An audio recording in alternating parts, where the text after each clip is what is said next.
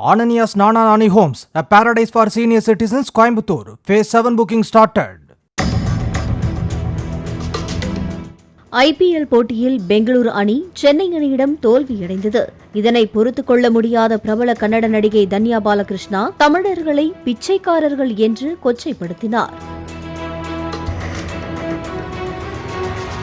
அதாவது தண்ணீருக்காக தங்களிடம் பிச்சை எடுக்கிறீர்கள் என்றும் தங்களது பெங்களூரை ஆக்கிரமித்து அந்த ஊரை கொச்சைப்படுத்துகிறீர்கள் என்றும் விமர்சித்திருந்தார். தங்களிடம் பிச்சை கேட்பதால் தருகிறோம் என்றும் கூறியிருந்தார். அப்போது அவருக்கு எதிராக ஹேட் தன்யா எனும் ஹேஷ்டேக் ட்ரெண்டிங் ஆனது. இதையடுத்து கடுப்பான அவர் இனி தமிழ் படங்களில் நடிக்கவே மாட்டேன் என சபதம் போட்டிருந்தார்.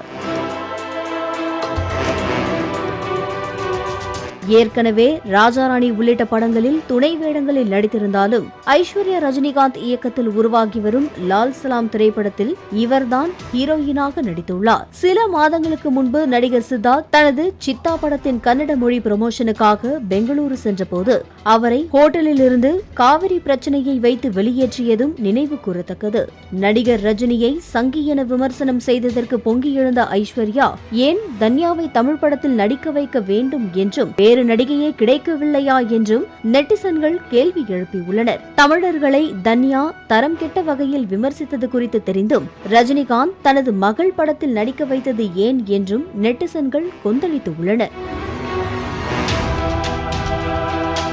Ananias Nana Nani Homes, a paradise for senior citizens, Coimbatore. Phase 7 booking started.